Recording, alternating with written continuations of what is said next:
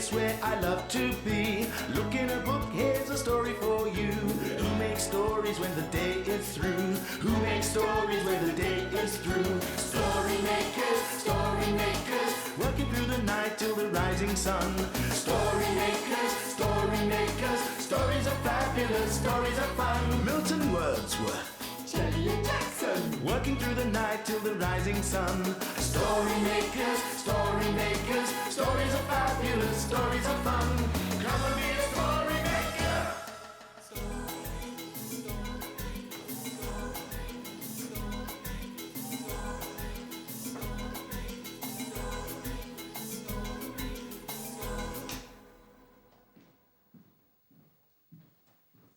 Story makers.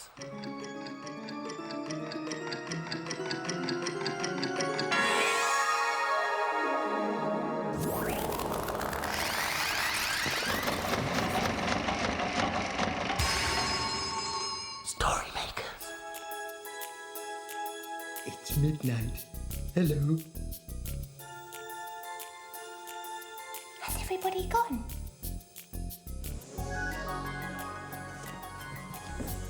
The sun is down, the stars are bright. Story makers come out at night. Milton Wordsworth, story maker and magical maestro, at your service. 1, 2, a brush for you. 3, 4, there's some more. 5, 6, brushes on sticks. 7, 8. Jackson! What? What are you doing? I'm the painting monitor. What's that?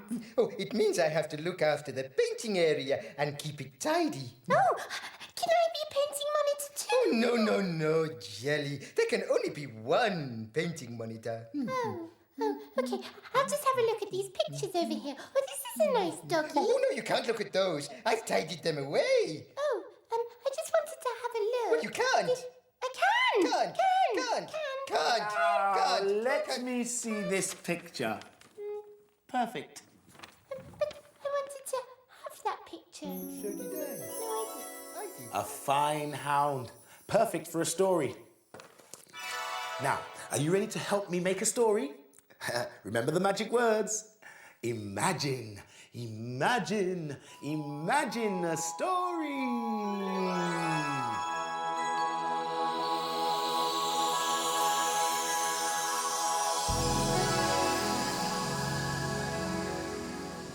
It's a playbook. And the story's called Our Dog.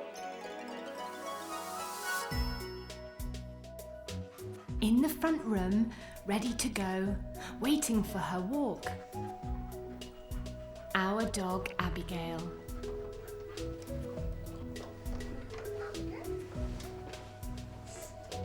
Out of the door, leaving the house, pulling me along. Down on the path, trotting along, next to the river. Looking around, having a wash, annoying the swans. Careful, Abigail. Out in the park, running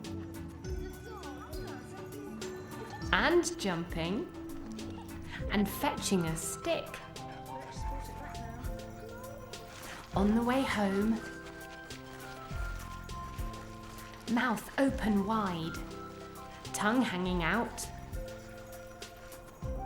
Back in the garden, playing some more with her favourite toy.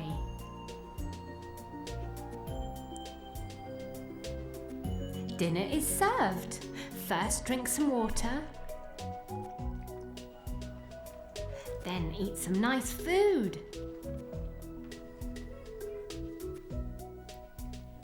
Tickle her tummy and take her to bed. Chewing her toy, our dog Abigail. Milton, it's very important that you look after your pets properly, isn't it? That's right, my little jelly bean. And you know that Jackson looks after the paints and things? Yes, that's right. I'm the painting monitor. And I was wondering if I could look after the things here. I could be the toy and the brick monitor. Oh, yes, indeed. It's very important that someone takes care of all these things. Yes, I'll be the best monitor in the whole world. If I could just work out how all these things fit together. Wait a minute. This piece of the jigsaw reminds me of an old story from a country called India. Oh, what story's that? I'll show you. Are you ready to join in with the magic words? Can you remember what they are? That's right. Imagine, imagine, imagine a story.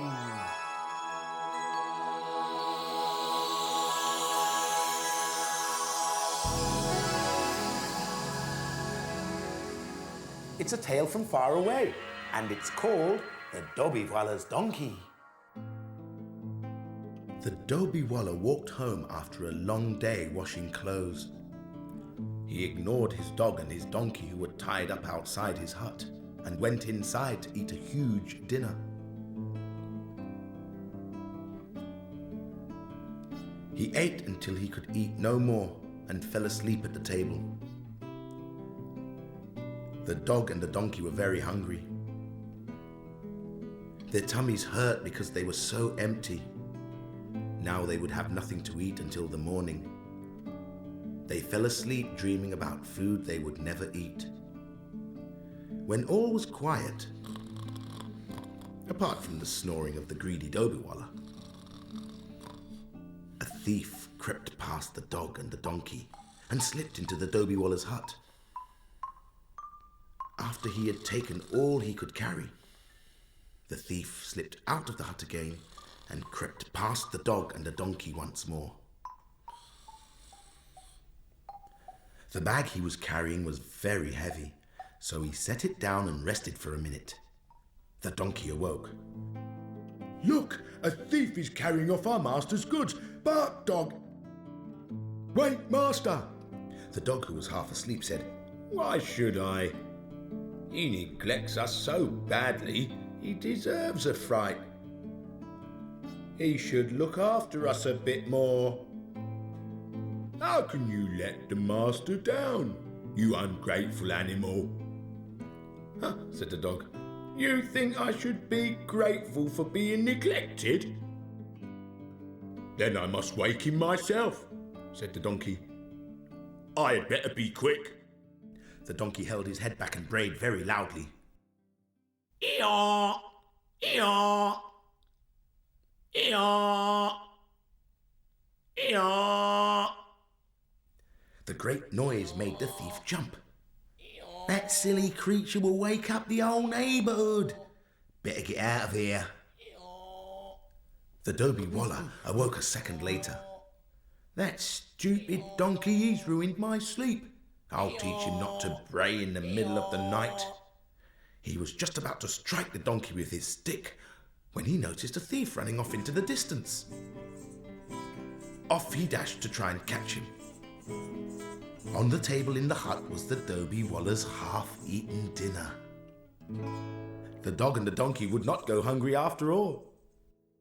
Oh, the poor dog and the donkey. The master didn't look after them properly, did he? No, not like I look after the paint. Or I look after the bricks and the toys. Well, I must say you've both done a very good job. And you deserve a treat. What's that? Oh, that's candy floss. You get that at the fair, don't you, Milton? That's right. And I think that's where we should go for the next story. Woo! The fair! Great! Ooh, a story about a fair. Are you ready with your imagination? Ready? Imagine, imagine, imagine a story.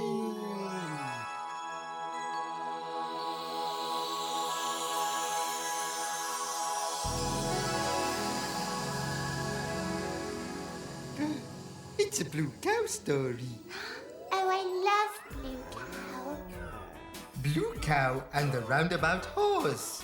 In a field not far away is a herd of cows grazing quietly. One of the cows is most unusual. Blue Cow wonders about the big world beyond her field. One day, Blue Cow heard beautiful roundabout music on the breeze. I wonder what it would be like to be a horse on a carousel. She's off again, said the other cows. So Blue Cow caught the bus that stops beside her field. I'd like a ticket to a roundabout, please. There you go, madam. Hold very tight. And they set off for the fair.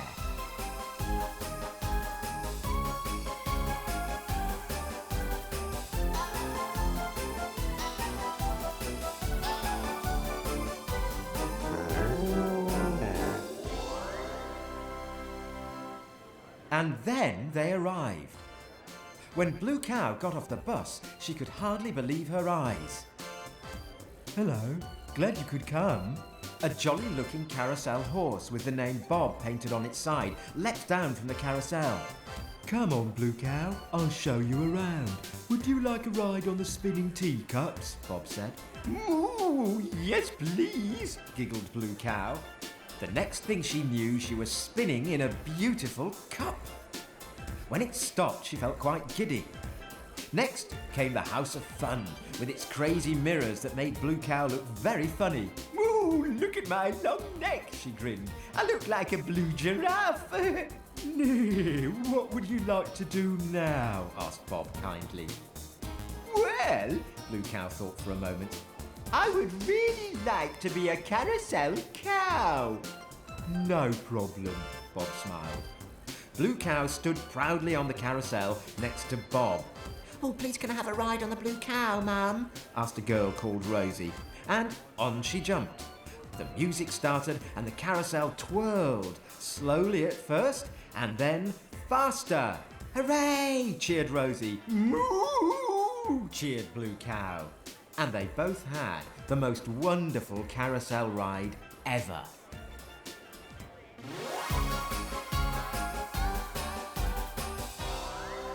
You'll never guess where I've been. Where have you been? I've been to the fair and I was a carousel cow.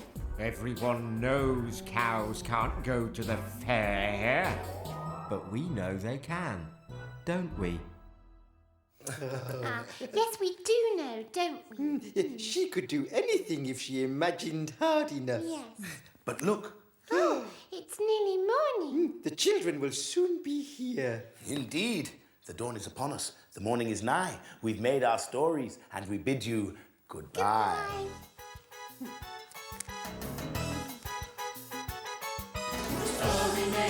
Story makers, working through the night till the rising sun. Story makers, stories are fabulous. Thanks for helping. Bye, story makers.